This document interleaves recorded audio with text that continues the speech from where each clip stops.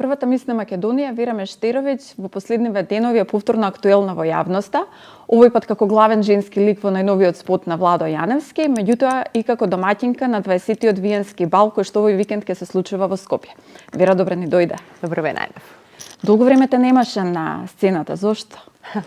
Па точно, ете, после скоро една декада, нели, повторно сум присутна малку повеќе во медиумите. Често пати велам, и тоа е одговорот, дека секој период во својот живот носи приоритети. Во минатото бев присутна, моето отсуство се заснуваше на тоа што станав мајка, па мајчинството некако ми исполнуваше и тој период сметав дека треба приоритетите ми се сменија и тие приоритети станаа децата. Сега веќе децата кога потпорасне и тргна на училиште, синот 9 години, ќерката 7 години,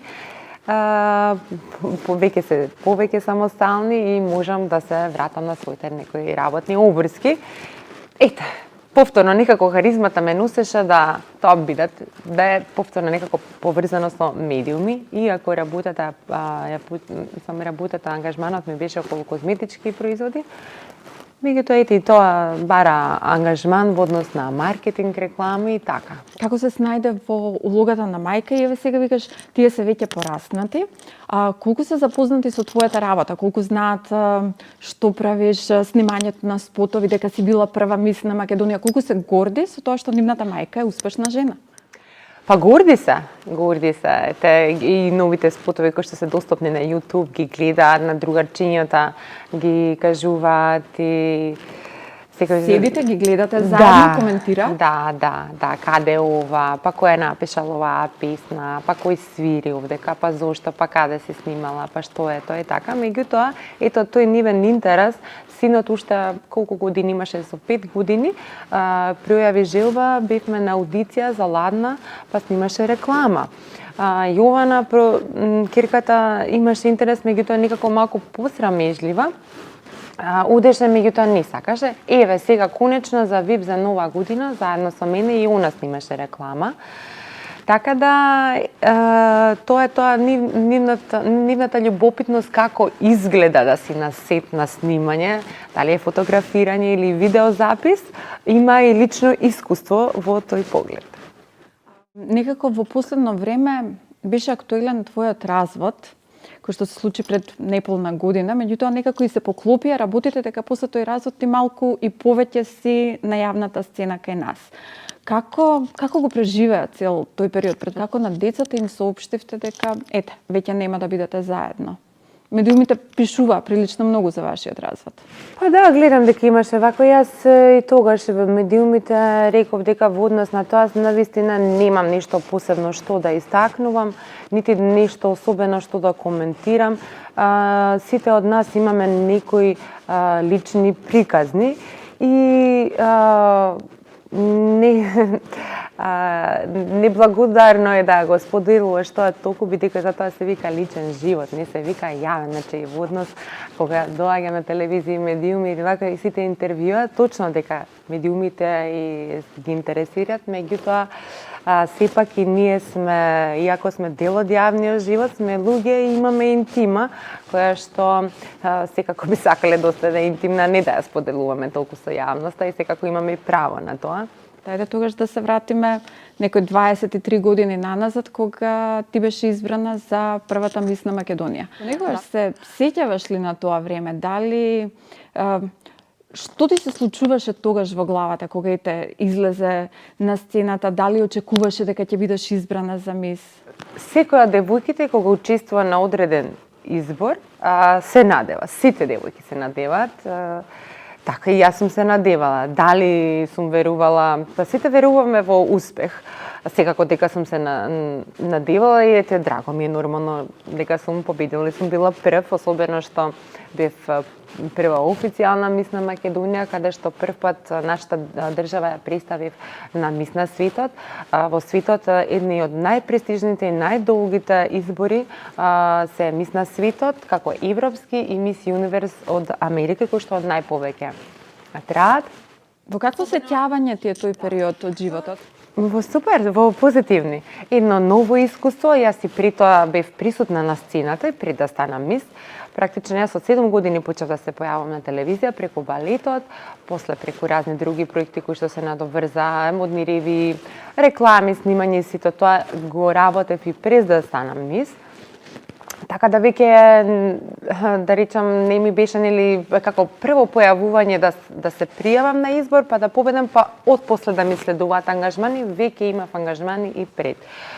Едно убаво искуство. Јас станно, значи кој што има тенденција или љуби нели да биде дел од да работи со манекенство, мисли тоа го интересира од девојките дека да се пријават на избор, да одат на тие избори, прекрасно искуство, мислам, навистина е различно. Таму научив дека баш на тој избор, бидејќи не само убавината на дворишноста, дека е уште поголема убавина е она однатре какви сме и да се негуваме и надоградуваме и така убавината и понатаму да ја одржуваме, бидејќи тој избори повеќето веќе имаат и хуман карактер. Прети се тие некои пораки кои што не учат тогаш на помлади години, дека нели не е само во физикусот, дека има нешто и многу повеќе тоа. Дали се обиде во тој период да направиш некоја светска модна кариера или барем европска, да снимиш некаков едиторијал, да се прошташ по модните писти? Имав јас доста проекти надвор кои што не се пропратени од нашите медиуми, во Монте Карло, во Германија, во Русија проекти за наши фирми, за тамошни брендови. Имав од Лондон, од World Modeling and Film Corporation, еден од најголемите агенции, каде што учеле Кетрин Зета-Џонс и уште други холивудски звезди од значи они кои што ги промовирале, ги направиле. Меѓутоа во тој период јас бев четврта средно и некако, како да кажам, и моите родители беа некако на два ума, па ајде сега ти прво завршиш си го школото, да си ти на сигурно, нели, да си имаш сигурна иднина, па тоа манекенство и така едноставно стихи, но не сум многу, ни сум многу не, така некако врските во моментот некако приоритет дадов на школувањето и ето така. Со сето искуство што го имаш во однос на модата, дали некогаш си размислувала можеби да отвориш собствена модна агенција, па да им понудиш на младите девојки и совети и можност за ангажмани и тука и надвор, да им го пренесеш своето знаење? Морам да кажам дека во минатото, таму околу 2000, после 2000 некако, размислов на некоја таа тема, дури заеднички малку помогнав со некои проекти на Model Sim, агенцијата која што е една од првите модни агенции во нашата држава, со Надица Георгиева и Алек Наумовски, кои што и со ден денеска со нив соработувам, и околу курсивите со девојките и околу дипломите кои што им ги даваат за завршена манекенски курс. Меѓутоа тоа ете така некако траеше. Така, кратко да кажам. Какво е твоето мислење за моменталната модна сцена кај нас? Различно е се, морам да кажам, меѓутоа е убаво ете што сепак се случува и се уште има и нешто што станало, што има нови лица, нови девојки. Скоро дискутиравме зошто ете, например, никој не знае па да ни посочи кој е сега тоа најпопуларно ново лице или која е мис на Македонија до оваа година. Заради тоа што нема мис на Македонија оваа година, јас како што знам со години наназад и не се одржува изборот за мис и Емилија Розман мислам дека е последен пат избрана пред 3 години. Или 4 можеби. Да, не знам. Сепак пак ќе кажам, од тие 90-тите некако многу повеќе имиња знам од тогаш, не од сега. Зошто е тоа така, јас стварно не знам. На што се должи добриот изглед? Навистина сакам здраво да се хранам, поради себе, меѓутоа и поради децата.